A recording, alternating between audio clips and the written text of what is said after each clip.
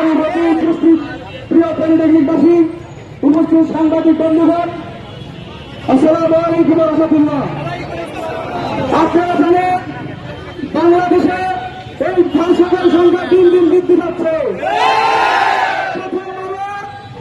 প্রতিবেদন অনুযায়ী 2018 সালে 731 জন নারী ও শিশু ধর্ষণ হয়েছে এবং 2019 সালে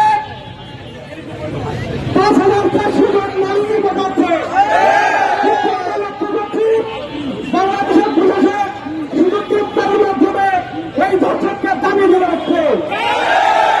আমরা আজকের দেশবাসী দীপ্ত করতে বলতে চাই, শুধু গ্রেপ্তার নয়, বাংলার মাটিতে সকলের সঙ্গে, ছাত্র জনতার সঙ্গে, মহিলাদের সঙ্গে, শিশুদের সঙ্গে ধর্ষকদের ফাঁসির ব্যবস্থা করতে হবে।